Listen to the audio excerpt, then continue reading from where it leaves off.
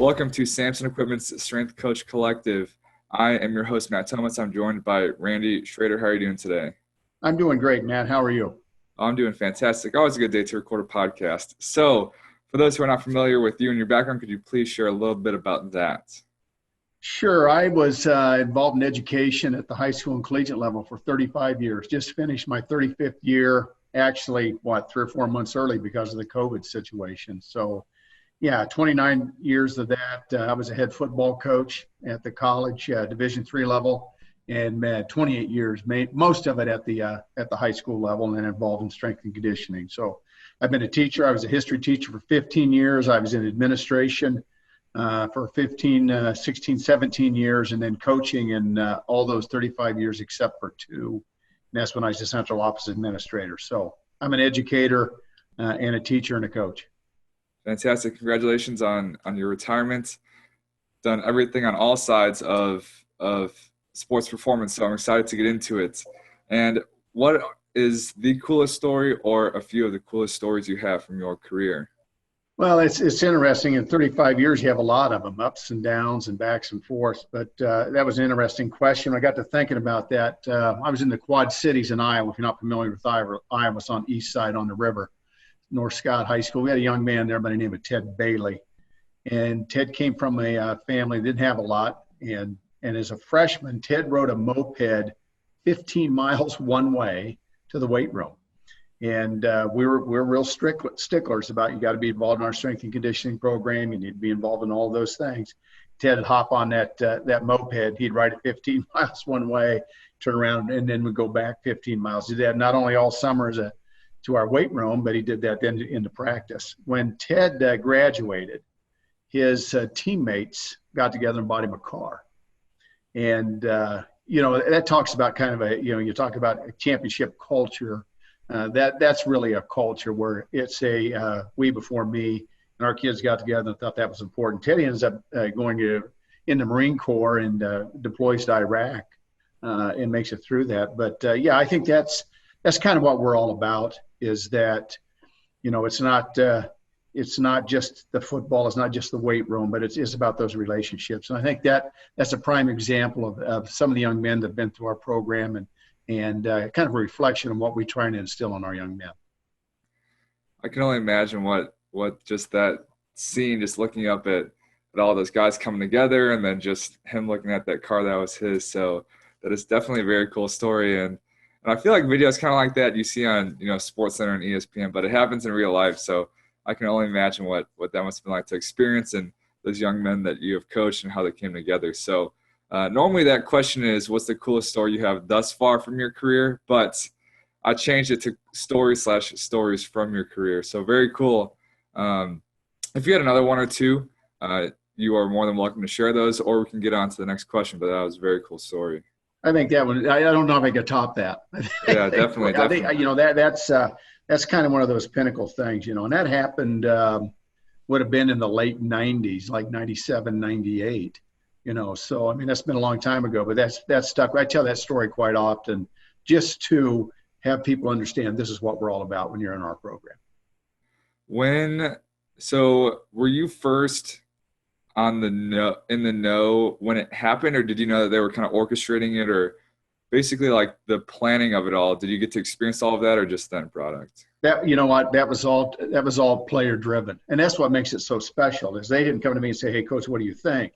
They got together and go, "Hey, this kid comes from nothing. He's been dealing with this moped all these years. He made it through high school, overcoming all kinds of obstacles. I mean, it was to the point, and I'll share this with you, Matt. He loved peanut butter. And so for Christmas one year, I went to Sam's and bought one of those giant Skippy peanut butters for that kid because he had nothing. I mean, it really came from nothing. Not that he had bad parents. He just didn't have anything. And so, our kids just pick up on those things. And, that was all player driven. And I think that's what makes it so special is that, they put the time in, they did it the whole 9 yards, then came to me when it was done and say, here's what we're going to do. And I'm just like, what do you say? How do you even respond to that? You just shake your head and turn away and hope they don't see that tear coming out of your eye. I mean, really, that's the key to it. Yeah, I can only imagine what those emotions must have felt like. So very cool. Very Amazing. Cool. Definitely one of a kind story. Yeah. Next big question. So you've been both a sport coach in football and the strength and conditioning coach. So could you share kind of the pros and cons of that dual role? And also on the back end of that, assuming most of the listeners are primarily strength and conditioning coaches, from your experience of having that double role, what advice would you give to S&C coaches navigating those conversations with sport coaches? Because as the field is kind of progressing, everyone's realizing that it's more of an integrated model and we're all staffed together just with our own things. So kind of how to navigate those convos. Yeah, I've been, my background actually was in bodybuilding for a long time in the late 70s and 80s. And then I got into powerlifting and, then was in football and then football strength training. So I was always kind of kind of had that background and really got into it. My senior year in college, I was hurt and I didn't play. And so our head coach came to me and he wanted me to be a student assistant. And so I did that. And then I also run the weight room. And that was a small Division III school in Iowa. And so it was, kind of, I've been doing this for years. So, I mean, even when I had that first barbell set that my mother bought me from Sears and Roebuck, in probably 1966, I've been involved in kind of the strength game, and you play around with it and do those type of things. And then when I got into coach, came out of college and right away got into it as a head football coach. And so in 1982, strength and conditioning was kind of new. I mean, really, nobody was really involved in that, and everybody kind of patterned themselves after Husker Power and Boyd Epley at Nebraska. And so that was the big thing at that point in time. It was Husker Power does this, let's try and replicate that and do those type of things. And which I think was a mistake that we made early on, is that in a high school venue you cannot implement a collegiate strength and conditioning program. You just can't do it. And I think a lot of us made those mistakes from a volume standpoint, from a technique standpoint. You just can't put that on a 14, 15, 16-year-old kid because you don't have the same controls on them, that you would at the collegiate level. At the collegiate level, you're controlling, basically everything that they have. And especially now with the nutrition part of everything that's gotten involved, especially at the Division I level. So what I did was you just begin to evolve. What works? Periodization was really big at one time. Bigger, faster, stronger.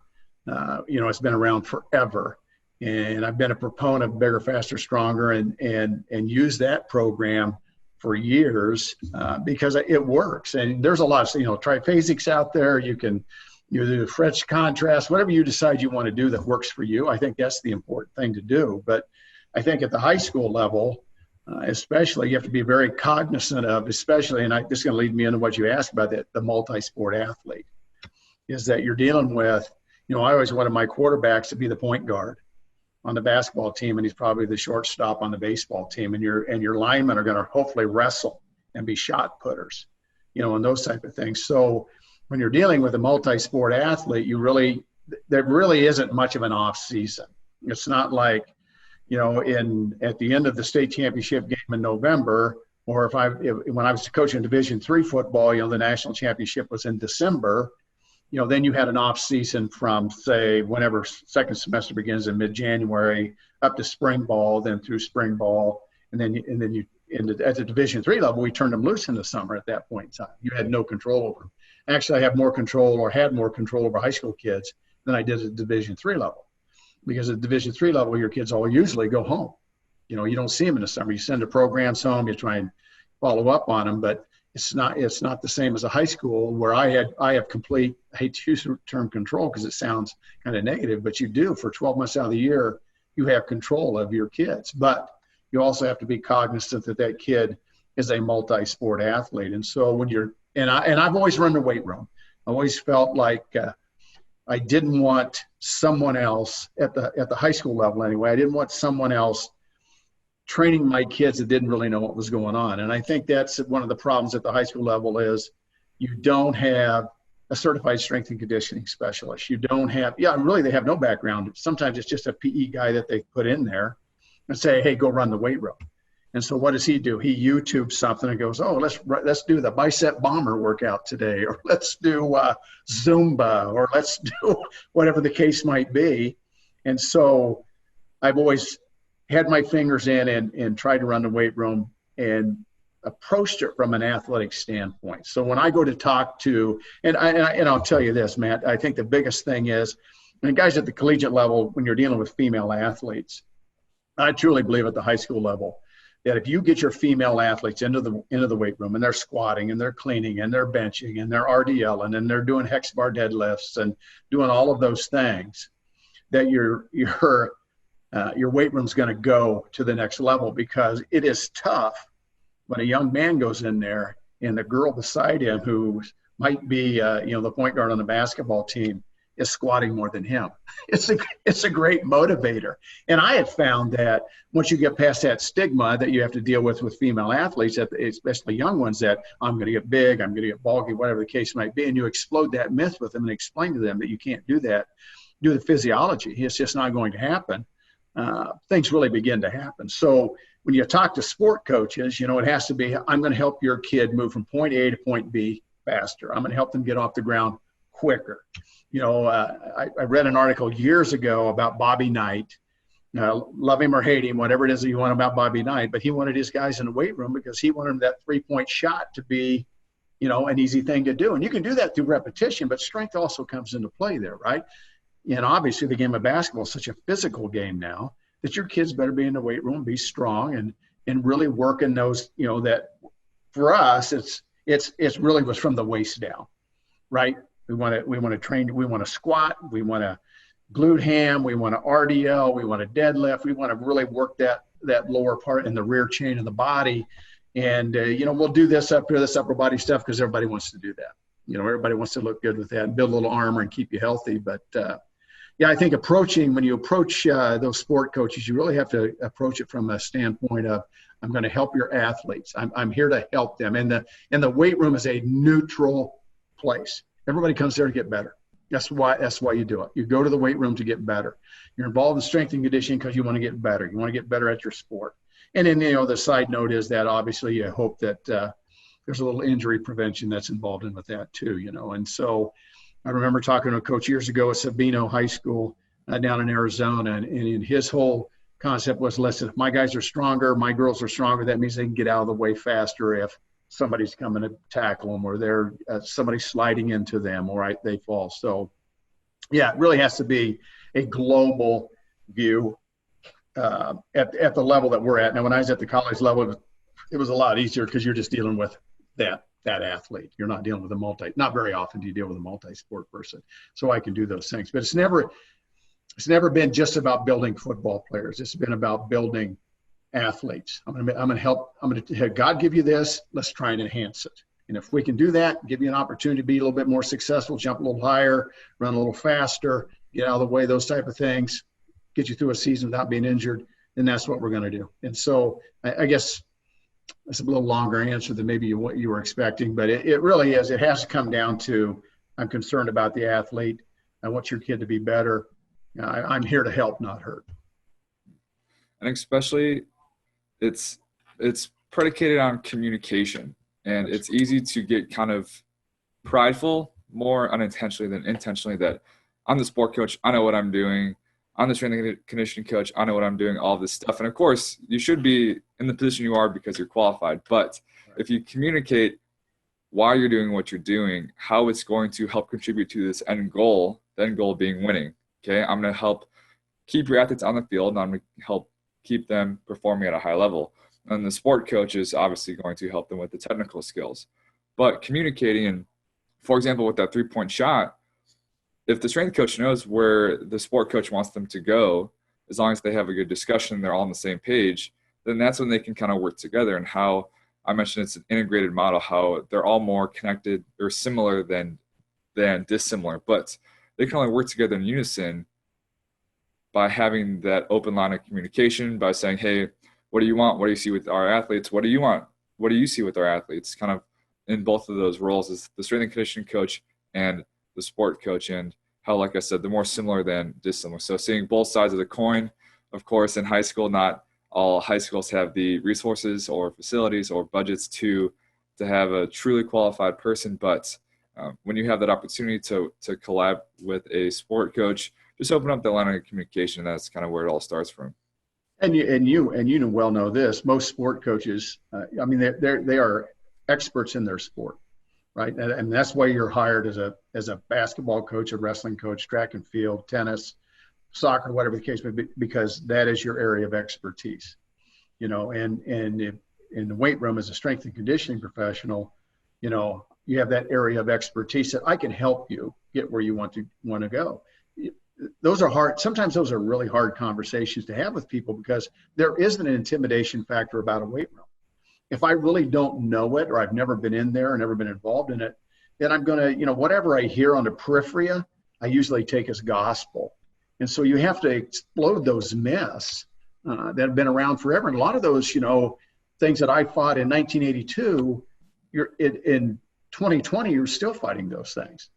There's still that, well, it's going to make you big and slow. Or, I had a track coach one time tell me, he goes, well, all you want you to do is get your guys, they're going to get big and slow. And I'm going, why in the world would I, as a football coach, would I want my guys to be big and slow? I said, that is so productive to what I'm trying to. I want my guys to be big and fast.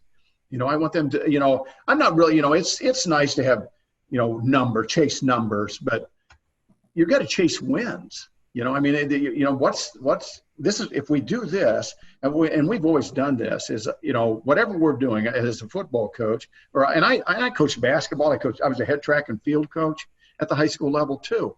I was a head softball coach at the high school level. So, I just think track and football, obviously, or track and anything go hand in hand really well, because you have got to run fast. I mean, speed is so important, and you need to train speed. And you have to do those things. But if I coach linebackers, I use the clean as an example. We're going to get into a clean stance, and this is how we hit. If I'm a shortstop, we're going to get into a clean stance. The carryover, I think the more you can use the terminology from one to the other, kids begin to, it clicks. Okay, we're going to get into an athletic stance, and this is where we're going to be. How do you get into a stance when you're playing second base? How do you get into a stance, if you're a linebacker? How do you do those things? And I think that helps that transition and helps explode those myths, because then we have a common terminology. Even with coaches, it's the same way. You want your kid to jump higher, here's what we need to do. We need to add some plyos and whatever. But we do know this. We have to get from point A to B faster. That's our main goal. We've got to be able to do that. Yeah. Being able to speak that language, that's a phrase that I use all the time.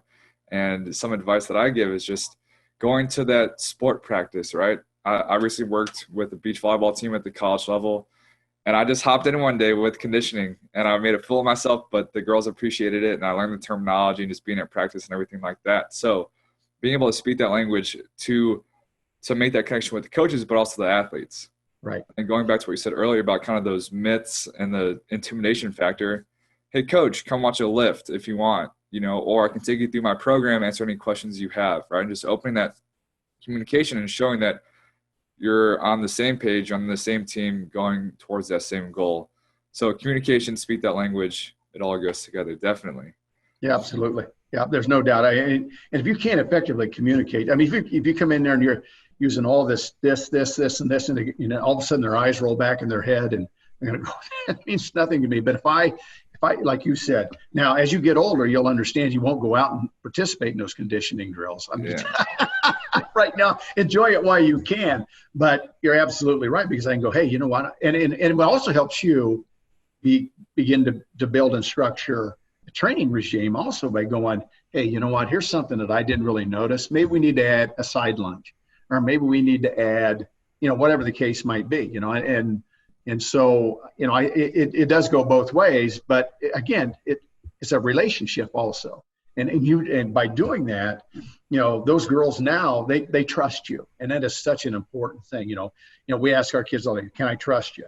Right? Are you committed to excellence, and do you care about me as a person? Those three things, those are things that we ask at the beginning of every year. Can I trust you? If you tell me you're going to do something, are you going to do it? Are you committed to excellence? It doesn't make a difference on the field, in the classroom, in the weight room, in the hallways, in the community, whatever it is. And then, do you care about me as a person? If you truly care about me, people don't care how much you know until they know how much you care, right?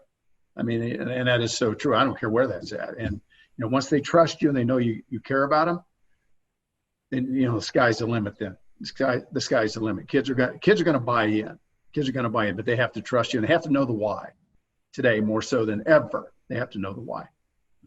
It's all predicated on communication, bringing it all together. So, next big question: how has your coaching style both stayed the same and also changed over the years? Well, I think I think you set the bar of the expectations. I believe that people don't care how much people don't care what you think, right? They want to know what you believe. I mean, that's true. And so you set your bar, you set your expectations, and then you hold people accountable to that. Now, there's a difference between fair and equal. Okay, and so a lot of kids are going to come with a lot of baggage. You're going to have some kids you need to understand. Ted Bailey, right? He comes with a lot of baggage. If Ted doesn't get there on time, his moped broke down. I get it. We're gonna deal with that. But if I've got a kid driving up in a BMW and he's late, we got a different issue, right? So there's a difference between fair and equal. But I think it really is, set that standard of expectations. This is how we do things. This is how we go about our business. A simple example of that is my rendition of being on time. So it doesn't make any difference where I've been. I mean, it doesn't make any difference if it was Cardinal time, Lancer time, Falcon time, Regent time, Demon time, Savage time. It's always been the same. If you're 5 minutes early, you're on time. If you're on time, you're late. If you're 5 minutes late, you're forgotten. And that's been the way. It's been that way for 30 years. So if we have a 6 a.m. left, we start at 5:55. When I blow the whistle at 5:55 and you're not there, you're late. Okay, and there'll be a consequence of that. I will guarantee you we don't have kids late. You'll have one or two late one time, and then it takes care of itself. But I think being on time is a life skill, right? I've never changed that in any place that I've been. I've stressed, set a standard, set your core values, be on time, and let's work from there. I do believe it. I've had to change. I know I've had to change just in what kids are dealing with today. I think there's a lot of periphery out there. I do believe that there's a lot of parents that are living vicariously through their athlete that were never an athlete, and all of a sudden Johnny's the next. He's going to be playing on Sundays, right? And I'm trying to teach Johnny how to get into a 3-point stance. So I think we've got a ways to go before he gets there. A lot of parents have never been in a weight room. They might have been in a Zumba class. They could have been in Jane Fonda's yoga class. They might be a CrossFitter. Those are different energy systems. Those are different things than what our philosophy has. And so we're training athletes. We're not training a Molly off the street who's trying to lose 10 pounds off her gut. We're trying to make a kid hopefully enhance their athletic ability with the things that we're doing. So, I think it goes back to communication, man. I mean, it really does. You have to over-communicate. You have to over-communicate. And it really isn't my way or the highway anymore. You can't go that route because there's too many intangibles that play into that. You have to communicate effectively, and you have to communicate through different mediums. Whether that be in person, Twitter. We use what we call a team app that we send out information constantly to our parents, over communicating to people. And when people say, well, I didn't know, impossible. You got a hard letter. We were told, we put it on Twitter, and we communicated through our app. But set your standards, leave them there, be on time, and then over communicate your expectations. No gray areas. You can't have gray. If you've got a gray area, you're going to get bit. Sure as hell. You're going to get bit, and you can't, there's no recourse for that. Communicating those standards, those rocks that aren't going to change, but also communicating, hey, what's worked, what hasn't worked, whether it's with the athletes, with the parents, with your coworkers, whatever it may be. Because going back to communication, and it's also we're all on the same team for the end goal. With this changing time, me as the coach, I have my things that aren't going to change, but kind of me being cognizant of society, time, whatever we want to call it, those changes are happening, and I want to use my resources, aka just convos, communication with the other people making up this big team, that we're all in this together, and I want to do what's best for all of us. So having to get with the times, but also communicating what's not going to change. Very cool. Yeah, absolutely.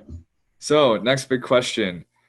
Working with predominantly high school athletes for such a long time, as assuming most people want to work with either college or pro athletes, What's the biggest thing that people can take away from your experiences working predominantly with high schoolers?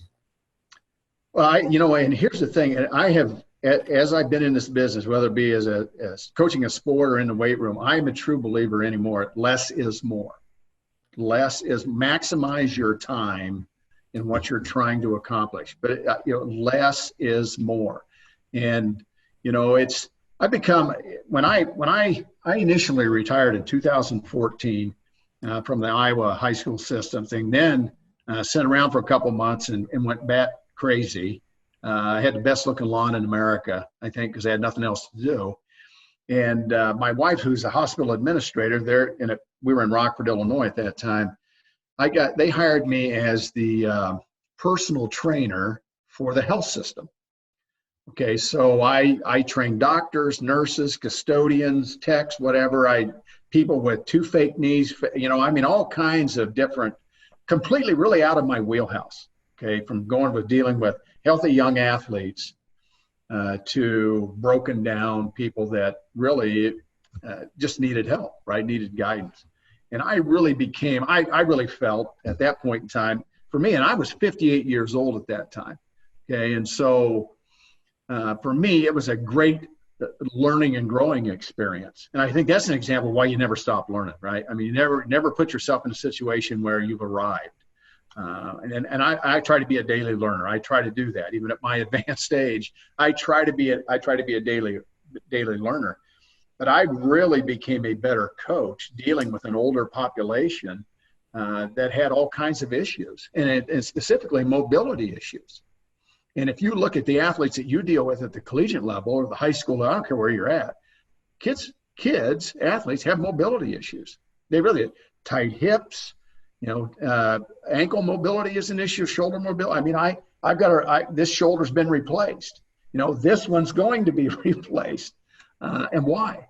Well, it was great to get in there, and it was fun benching 400 pounds, at one time. And that was and I'm paying for that because I didn't work on those other things, the uncool things, right? The stretching, the bands, the mobility, the foam rolling, all those type of things. And so, by dealing with an older population and a population overcoming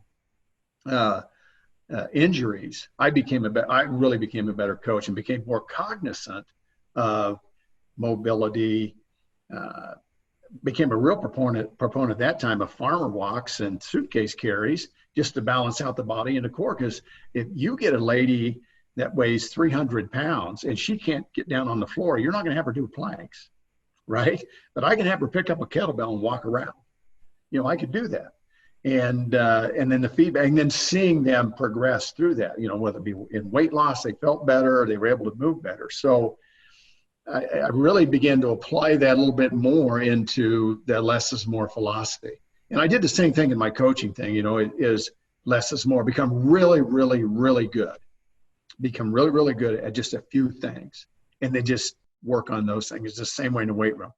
It's like the 5 fundamental human movements, right? You got to bend, you got to push, pull, carry, hinge, squat, right? You need to do those 5 things. If you can push, pull, hinge, carry, squat, and everything else, that's a great workout. And that's a Dan John thing. And I don't know if you're familiar with Dan John or not, but he makes sense to me, right? And in a lot of his philosophies when it comes to that. And of course, he likes a little bit older population, but he also deals with a lot of military people. But I think if you build programs around those things, and then you figure the volume out. But is 5 sets better than 3? Is 4 sets better than 8?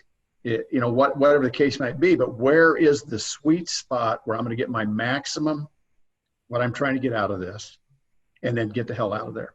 Go. You're going to do something extra. Kids always ask, well, what can I do extra? Go sprint. It's what a great strength exercise. Go sprint. Find a hill, run up it as fast as you can. Not till you drop, leave a little in the tank. But I progressed to that point where let's get our work done and then let's go recover. And I think that's the biggest thing that I would tell people is don't get so caught up in, well, I have to spend, I was interested, I kind of offside, but I was at a high school football practice yesterday just watching. That's what you do when you're old. You just go to practices and watch.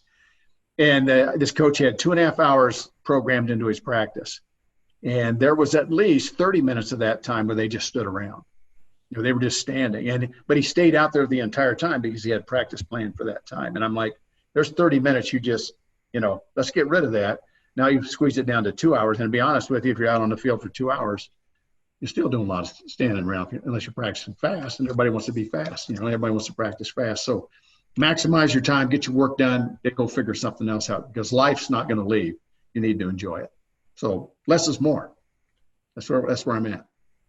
Less is more, crushing those fundamentals, and especially at that high school level, whether it's allocating that extra time to getting a few more quality sprints in, hey, get on top of your homework, go sleep because that's what you really need.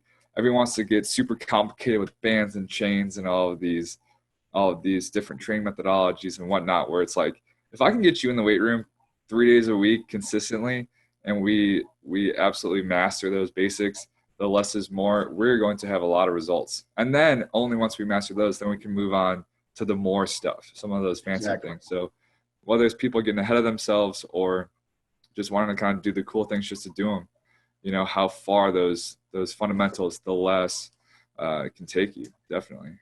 Well, and I think you hit the nail on the head when you talk about consistency. Consistency, slow and steady wins the race. You can't push, it doesn't make a difference how much time, you're only going to get stronger at a certain rate. As you get older, you see at the collegiate level, usually when somebody hits that 19 to 20-year-old age, boom, all of a sudden they just explode, right?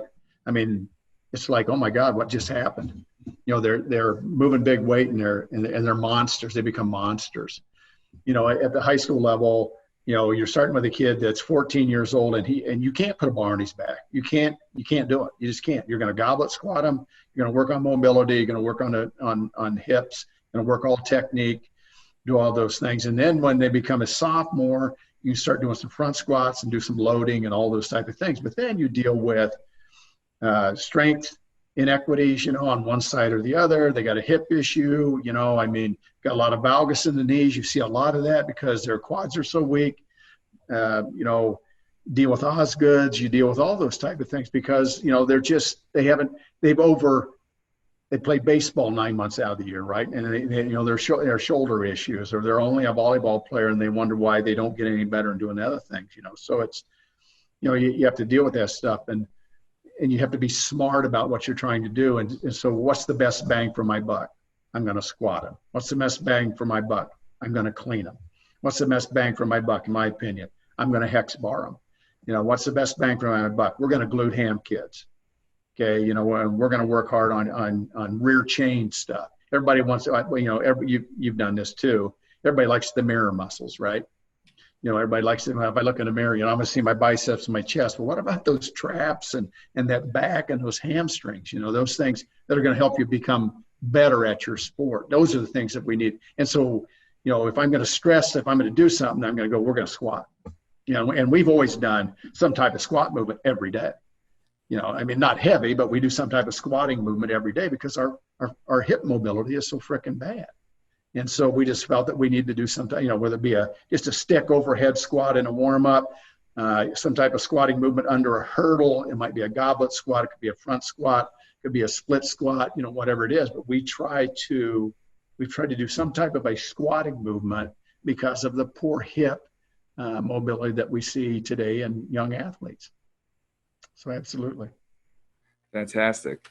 Next big question. So this is a quote from an interview that you contributed.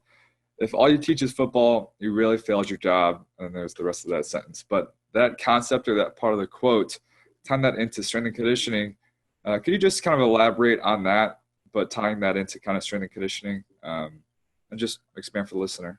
Well, I think, the great thing about guys at the collegiate level especially is you spend so much time with kids, right, with the athlete. You spend more time with the athletes than the coaches do. And so it goes back to relationships. I really believe, again, it goes back to people don't care how much you know until you know how much you care, until they know how much you care.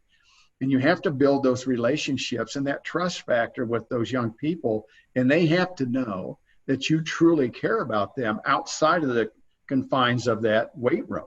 How are your grades doing? How's things at home?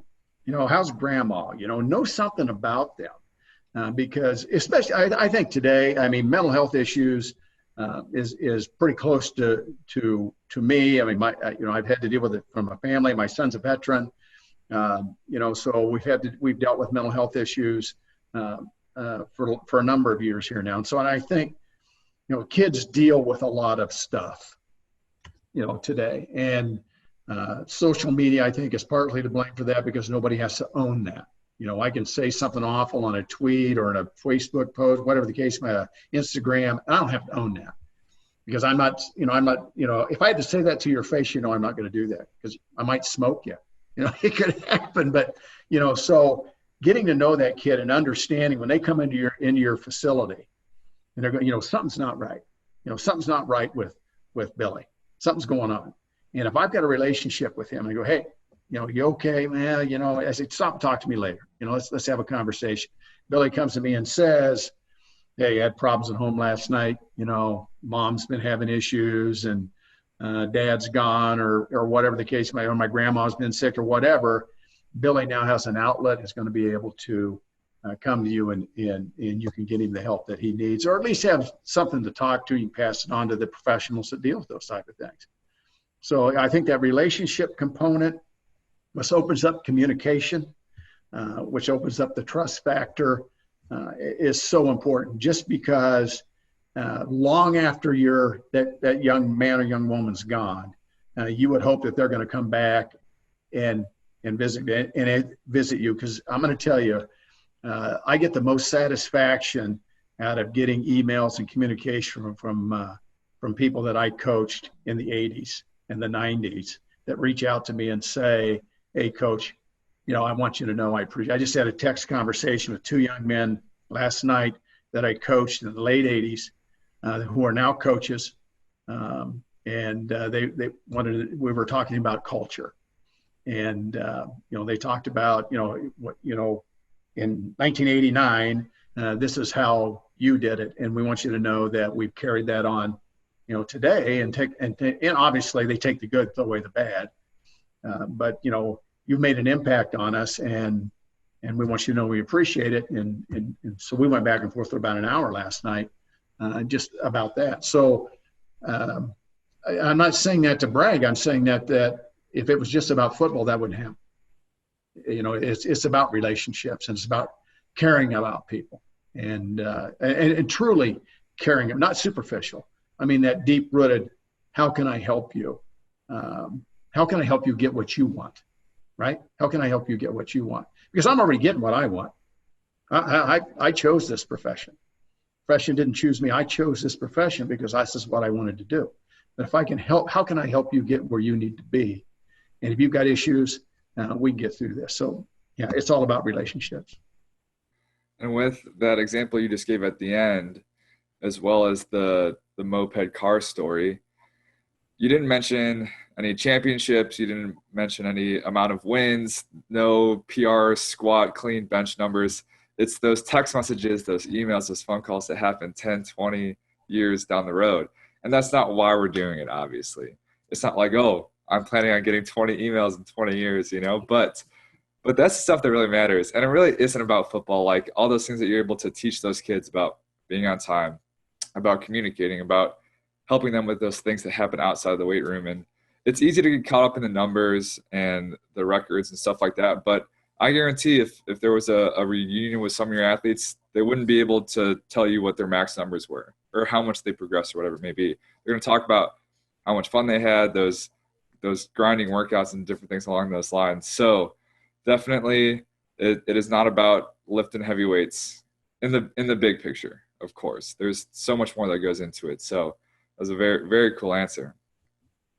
Yeah, it's and if we Matt, and we talk about chasing numbers, right? We all chase numbers, and you're absolutely right. And I think, that goes back to, if you're a strength coach, you have your expectations, but it's a safe environment. Your facility is a safe environment. People come in there and they know that you care about them, and I'm here to help you. If it's the football field, I'm here to help you. If it's the basketball court, I'm here to help you. If it's the wrestling mat, soccer pitch, tennis court, sand volleyball, whatever the case might be. might be, we're here to help you. Okay, we're here to help. I'm not. But the flip side of that is that we do have our expectations. You got to meet it. And if you don't want to do that, there's the door. Because we're not going to, you're not going to contaminate what we're trying to accomplish. And you're always going to run across a kid like that. I mean, everybody's dealt with them, right? But you never know when the light bulb's going to pop on and they're going to get it. Okay? They're going to get it. And that's why I've always been a believer in one of my rules from all of my assistant coaches, regardless, and it was my role in the weight room. When I was running the weight room, I was his coordinator up in Savannah my last 3 years of running the weight room up there. One of my goals and one of my rules for all my assistant coaches and myself was that if we're on a practice field, I want you to make the attempt to physically touch as many kids as you can. Now, put your arm around them, tap them on the helmet, whatever, but how are you today? Everything going okay? Are we okay? You do that because it is so important, because it may be the only positive that young man or that young woman gets the entire day. And so for me, the football field was my sanctuary, because the world was right for me on the football field for all those years. Well, if I coached basketball, it was a court, softball, whatever. The weight room was a sanctuary. I could go in there and the world was right. The world was right. Now, some kids, they're not going to work as hard as you want. And then you got the other ones that are just going to bust it and get after it. But, whether you're 1 or you're 90, you're important. You are important to us. And and it takes work. And it's hard sometimes because you're tired and you're like, oh, God, I don't want to deal. Handle it. Get busy. Put a frickin' smile on your face. Throw down some frickin' Red Bull, whatever you do, and let's get busy. And because your athletes expect you to bring it. I always say your attitude and effort, you control it, right? You control your attitude and effort. And everything else, I would always tell my kids, I'm going to bring my best every day. Every day you're going to get my best. Now, as I got older, it was harder, to do that. And so, I was into whatever energy I could get into me, but I'm going to give you everything that I've got every day. Yeah, you can expect that from me. What do I expect from you? Great effort, great attitude. Consistency. And if they know what to expect from you, there's no surprises, then that's subsequently going to help them get in their element when it's time for you guys to kind of do your thing on the weight room, on the field, whatever it may be. So, absolutely. Fantastic. So we've alluded to this kind of on and off throughout this entire chat. Commitment to excellence. Do you trust me? And then there's one more of the three. Do you care about me as a person? Yes. No. What are a few key things, we could talk about this one question for, I don't even know how long, but what are a few key things to developing both culture and buy-in, as those are very kind of buzzwordy, but like at the real root of what those things are and how you actually develop them? Well, I think it goes back to those expectations. Now, as a sport coach, we would always go through, we would have a leadership class with my seniors to be, and I would teach that. Okay, when we would lay out what is leadership. Here's the thing. So even in your weight room, coach goes, hey, who's the leader in here? Somebody step up and be the leader. What does that mean? What does that look like? And so if you're going to preach that, you better teach it. Okay, you better teach what leadership looks like. You better give people the tools that they need to be able to be a leader, because some kids might think, well, I'm just going to chew somebody's ass and we're going to leave it at that. And that's not what at that point in time, that's not what we needed, right? So I always, and I've done this for years, I would teach a leadership class to people, to our kids, and show them and teach them, here's what we're talking about. This is what I mean. This is how you hold a teammate accountable, right? Sometimes it might be you have to go and put your arm around them and whisper in their ear. You need to get your ass going. Okay, you need to get busy. This is unacceptable. And the other one might be as simple as give them the look, right? Shake your head, and the other one might be I have to call somebody out, and that's hard to do. I mean that is not normal. Okay, that's not a normal situation for young kids, young men and women to call each other out. It's just not. It's not. Number one, it's not popular. Sometimes the wrong person's calling people out too. So you got to get that happy medium. So I just think that what are your core values? Is it you want to be relentless in the weight room? You never want to never miss a rep. Every rep counts, right? Regardless of where you're at, every rep counts. Warm up, work sets, cool down, every rep counts. On the practice field, every rep counts. Because if I've got a bad rep here, it's going to translate into the competition, right? If I'm not doing the things I need to do here, it's not going to work out on, when the lights are on, the popcorn's popping, the cheerleaders are cheering, and the band's playing. You're going to get exposed. Okay, so I think every rep counts. You got to be genuine. You alluded to it. I think consistency is so. What can kids expect of you? When they come into your room, what do they expect of you? Oh God, is he going to be this way today? Is he going to be that way today? Is he going to be ha ha ha, joke joke joke, or is he just going to be tearing people's face off? Whatever the case might be. But being consistent, bringing that juice every day. And I think as a strength coach, I think that is so important. And it's a profession where there's just that instant gratification because somebody hits a lift or the vertical goes up or whatever. I mean, it's tangible, right? You see it. It's recorded. I have that in there. And if I go watch them, play in a game and I see that transfer from my weight room onto the field of play, whatever that might be, I mean, that's instant gratification for you guys because all the time you put in with them. But you just got to have that leadership. You got to have that trust. You got to believe in people. It's just, you have it or you don't. I mean, you can't manufacture belief. Does that make sense? You just can't manufacture belief. And when people believe, when people believe that you believe in them, they're going to frickin' run through walls for you. And a genuine belief, genuine caring, I think is so important. If you're going to be any longevity in this sport, in this profession, it's got to be based on relationships, communication, belief, trust, and then teaching people what you want them to know. Go from there. I like the if they believe that you believe in them, because of course, strength coaches believe in all of their athletes. But I'm sure if you ask every single one of them, do you believe that they believe in you? You might get some no's.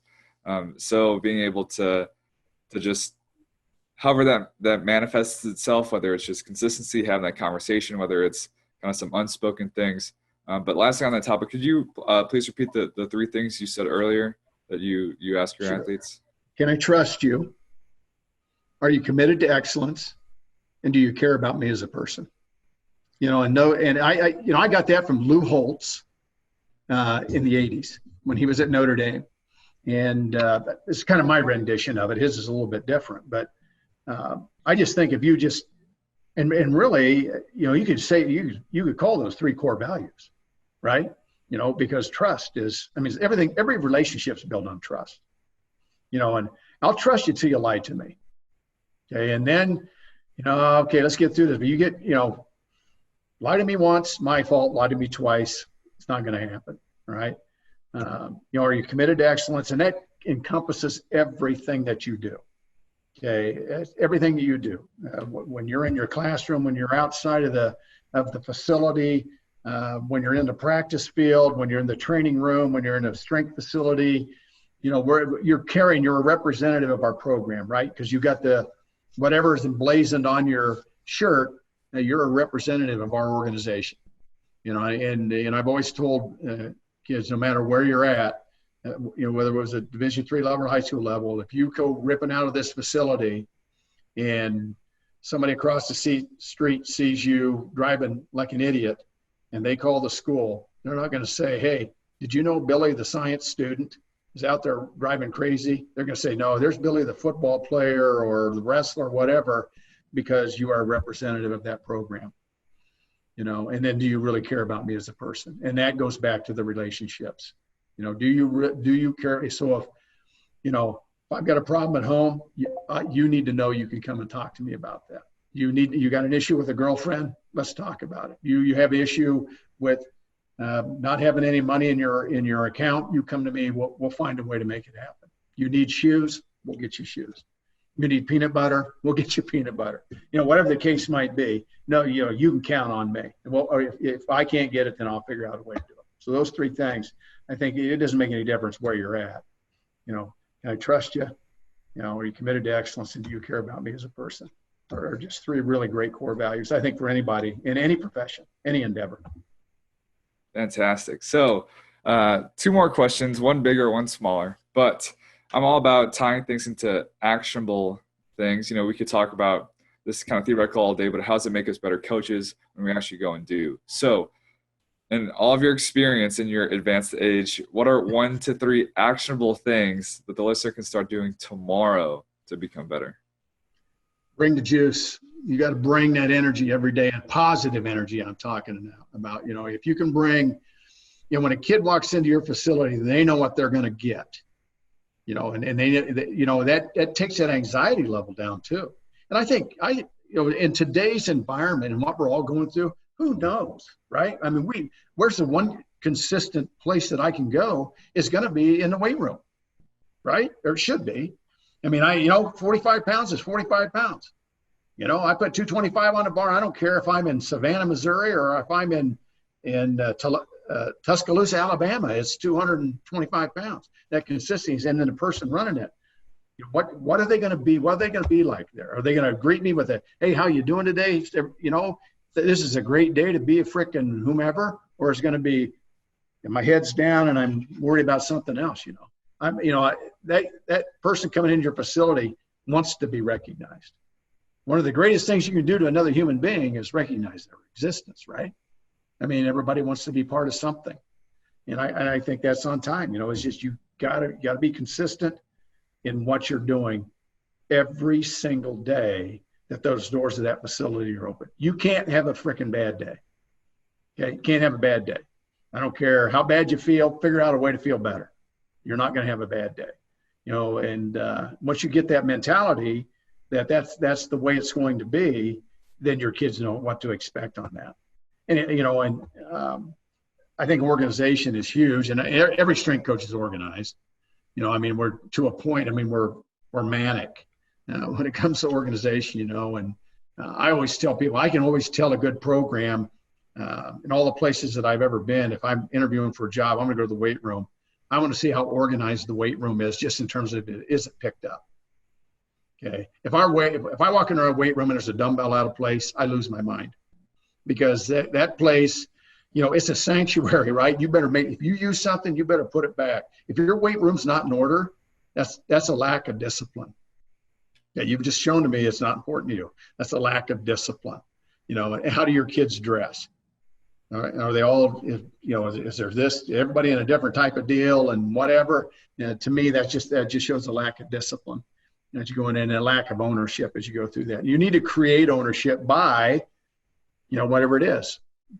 This group, you're in charge of cleaning the weight room today. You make sure we walk around, make sure everything's put in place. And there's nothing wrong with that. There's nothing wrong with teaching people that, you need to pick up after yourself, right? There's a piece of paper on the floor, pick it up.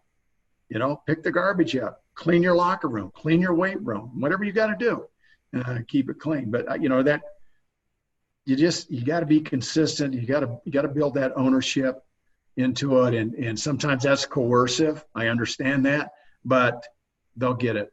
If the communication is consistent with your attitude, and they hear the same speak every day, it becomes part of their DNA. So one of our things is always be the standard. Be the standard. Expect to win. And that doesn't apply just to athletes. Expect to win in everything that you do. But be the standard. Be the standard that you expect people to be. I guess that's the best way. Long answer short. There you go. Fantastic. So we are running up on the 1 hour mark, a few minutes left. Open the floor up to you. So in your advanced age, what's on the schedule to keep you busy with all this free time? Well, you know what, until this virus hit, I was looking at helping out with a little NAIA school up in Des Moines, Iowa. Grandview, who won a national championship a few years ago, it was 2013. I'd known that coach up there for a while, and I was going to go up and help him out coaching. But then with the virus, that kind of put the hiatus on that, and then I was just, like I said, I was at a football practice yesterday, just kind of watching somebody. So this fall, I'm going to try and get myself back in some semblance of shape. Hit my home gym hard, and then I'm going to start visiting different high schools and kind of see how they do business on a football field and in their weight rooms, and just try to keep on making certain that I stay sharp, stay on top of my game, and be that lifetime learner that I need to do. And I've got some time to do that. I'm married to an outstanding lady. We'll be married 44 years here, coming up pretty quick, and she's a football nut too, and it was a great athlete and still an avid runner. So we're going to. She's allowing me, I guess, to be kind of lazy. I'm great at doing the laundry now. I've become an expert in the air fryer. So if anybody wants to know anything about air fryer, just get a hold of me and go from there. But yeah, I'm just going to travel around, and I'm going to visit as many colleges that are still going. Obviously, it's not many right now, and as many high schools in Missouri and Iowa, because they're still going to run their football seasons, and just visit practices and weight rooms and try and get better. Yep. Fantastic. So congratulations again on your retirement, and thank you very much for your time and for your awesome stories. Hey, man, I really appreciate having the opportunity. Thank you so much. All right.